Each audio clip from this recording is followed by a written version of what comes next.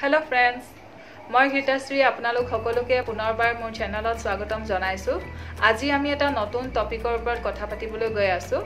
মই মোৰ যোগা ভিডিঅ'সমূহত প্ৰায় কৈ থাকো যে আমি এটা সঠিক ডায়েট ফলো কৰিব লাগিব যদিহে আমি আমাৰ টাৰ্গেটটো এচিভ কৰিব বিচাৰো আৰু সেই টাৰ্গেটটো কিছুমানৰ কাৰণে হয়তো weight gain কৰা হ'ব পাৰে আৰু কিছুমানৰ কাৰণে হয়তো weight loss কৰা হ'ব পাৰে আৰু অন্য কিছুমানৰ কাৰণে ধৰক কিছুমান বেমাৰত ভুগি আছে সেই বেমাৰসমূহৰ পৰা পৰিত্ৰাণ পোৱাটো হ'ব পাৰে। ডায়েট বুলি ক'লে এতিয়া ধৰক যিসকল ফিটনেছত নতুন তেওঁলোকৰ কাৰণে ডায়েট ৱৰ্ডটো মানে কি একদম ডাঙৰ কুৱেশ্যন মাৰ্ক এটা আহি পৰে। ডায়েট কি, ডায়েটনো কেনেকৈ কৰে, এনেকুৱা ধৰণৰ বহুত প্ৰশ্ন আহি পৰে। একেবাৰে সহজ অৰ্থত ক'বলৈ গ'লে ডায়েট মানে হৈছে এজন মানুহে দিনটোত যি পৰিমাণৰ যি আহাৰ গ্ৰহণ কৰে তাকে আচলতে আমি ডায়েট বুলি ক'ব পাৰোঁ। কিন্তু এই ডায়েট ৱৰ্ডটো আচলতে আমি বিশেষকৈ যেতিয়া আমি weight loss কৰিব বিচাৰিছোঁ বা weight gain কৰিব বিচাৰিছোঁ বা আমি কিবা বেমাৰত ভুগি আছোঁ তেতিয়া আমি এই ডায়েট ৱৰ্ডটো বিশেষকৈ প্ৰয়োগ কৰোঁ। মানে সেই সময়ত আমাক এটা সঠিক ডায়েটৰ খুব প্ৰয়োজন হয়।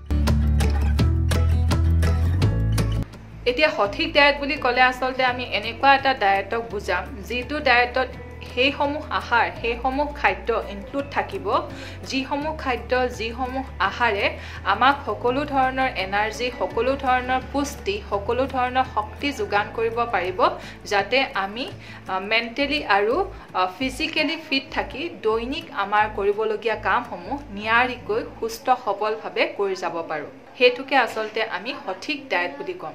সঠিক ডায়েট বা বেলেন্স ডায়েট বুলি ক'লে আমি আচলতে এনেকুৱা এটা ডায়েট ল'ব লাগিব যিটো ডায়েটত সকলোখিনি নিউট্ৰিয়েন্টছ থাকে।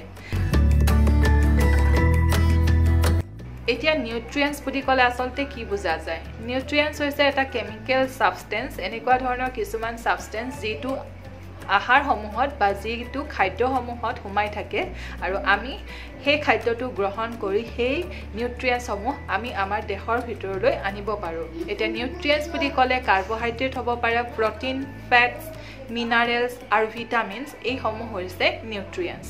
এতিয়া আমি আচলতে এনেকুৱা ধৰণৰ ডায়েট গ্ৰহণ কৰিব লাগে যিসমূহ ডায়েটে আমাক সঠিক পৰিমাণৰ কাৰ্বহাইড্ৰেট, সঠিক পৰিমাণৰ প্ৰটিন, সঠিক পৰিমাণৰ ফেটছ, মিনাৰেলছ, ভিটামিনছ সকলোখিনি আমাক প্ৰভাইড কৰিব পাৰে।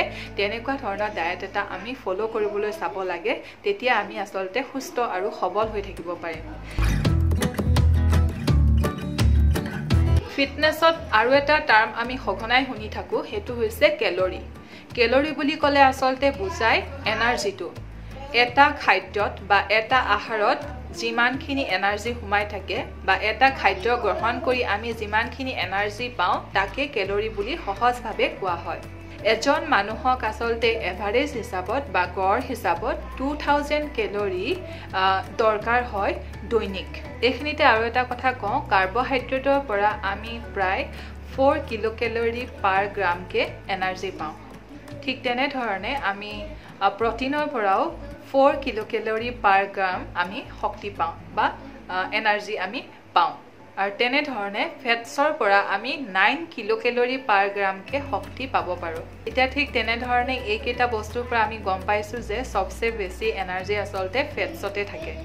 কিন্তু এতিয়া কি হয়, আমি ফেটছ থকা বস্তু বেছিকৈ খালে আমাৰ ৱেইটটো বাঢ়ি যায়। সেইকাৰণে আচলতে আমি এটা লিমিটত মিলাই আমি ফেটছ থকা বস্তুবিলাক গ্ৰহণ কৰিব লাগে। একেবাৰে আচলতে ফেটছটো আমি স্কিপ কৰিব নালাগে যদিও আমি ৱেইট লছ জাৰ্নিত আছোঁ বা ৱেইট লছ কৰিব আমি বিচাৰি আছোঁ।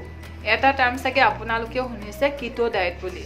কিটো ডায়েটত মই যিমানখিনি জানো কাৰ্বহাইড্ৰেটৰ পৰিমাণটো মানে একেবাৰে কম থাকে, ফেটছ বেছি থাকে।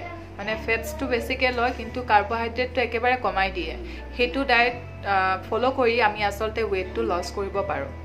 আমি ৱেইট গেইন কৰিবলৈ যদি বিচাৰোঁ আমি আমাৰ ডায়েটত প্ৰটিনৰ পৰিমাণটো অলপ বেছিকৈ ৰাখিব লাগে, কাৰণ অকল ফেটছ গেইন কৰিলে আমি সঠিকভাৱে ওজন গেইন কৰিব নোৱাৰিম। আমি সঠিকভাৱে ৱেইট গেইন কৰিবলৈ হ'লে ফেটছৰ লগতে আমাৰ মাছলো বিল্ড আপ হ'ব লাগিব, তেতিয়াহে আমি এটা সঠিক ৰূপত ৱেইট গেইন কৰিব পাৰিম। সেইকাৰণে আমি আচলতে কিছুমান ষ্ট্ৰেংথ বেছ আসন বা ষ্ট্ৰেংথ বেছ এক্সাৰচাইজ কৰাৰ লগতে আমি প্ৰটিন প্ৰচুৰ পৰিমাণে থকা খাদ্য গ্ৰহণ কৰিব লাগে যদিহে আমি ৱেইট গেইন কৰিব বিচাৰিছোঁ ফেটছ থকা খাদ্যটো খাবই লগতে আপুনি প্ৰটিন মেক্সিমাম পৰিমাণত থকা খাদ্যও গ্ৰহণ কৰিবৰ কাৰণে চেষ্টা কৰিব যদিহে আপুনি ৱেইট গেইন কৰিব বিচাৰিছে আজি ইমানখিনিয়ে মই থুলমূলকৈ অলপ ডায়েটৰ ওপৰত ক'লোঁ যদি আপোনালোকে ডায়েট ৰিলেটেড আৰু ভিডিঅ' বিচাৰিছে কমেণ্ট কৰি কমেণ্ট ছেকশ্যনত জনাব মই নিশ্চয়কৈ আপোনালোকক সহায় কৰিবলৈ চেষ্টা কৰিম যিমানখিনি মোৰ নলেজত আছে সিমানখিনি আপোনালোকক জনাবলৈ চেষ্টা কৰিম এই ক্ষেত্ৰটোত আচলতে ময়ো একেবাৰে নতুন যিহেতু মই য়োগা কৰোঁ মোৰো মানে জানিবলৈ মন যায় নিউট্ৰিশ্যন কি আপোনাৰ ডায়েট কি কেলৰি কি এইবিলাক জনাৰ মোৰো খুব এটা ইচ্ছা আছে সেইকাৰণে আচলতে মই ফুড এণ্ড নিউট্ৰিশ্যনৰ এটা সৰু কোৰ্চ কৰি আছোঁ আৰু সেই কোৰ্চটোৰ ওপৰত ভিত্তি কৰি আচলতে এতিয়ালৈকে মই যিমানখিনি জানিছোঁ সিমানখিনি আপোনালোকক দিবলৈ চেষ্টা কৰিলোঁ যিসকল লোক মোৰ দৰে ফিটনেছত একেবাৰে নতুন তেওঁলোকৰ কাৰণে আজি মই শ্বেয়াৰ কৰা ইনফৰমেশ্যনখিনি যথেষ্ট বেনিফিচিয়েল হ'ব বুলি মই আশা কৰিছোঁ যদি আপোনালোকে ভৱিষ্যতেলৈও এনেকুৱা ধৰণৰ ডায়েট ৰিলেটেড ভিডিঅ' চাব বিচাৰে তেতিয়া মই নিশ্চয়কৈ দিবলৈ চেষ্টা কৰিম যিমানখিনি মোৰ ক্ষমতাৰ ভিতৰত থাকিব তেন্তে আজিলৈ আহিছোঁ যদি কিবা ভুল হৈছে ক্ষমা কৰি দিব বুলি আশা কৰিলোঁ একেবাৰে নতুন এটা চেষ্টা কৰিলোঁ তেন্তে আজিলৈ আহিছোঁ stay safe and stay positive bye by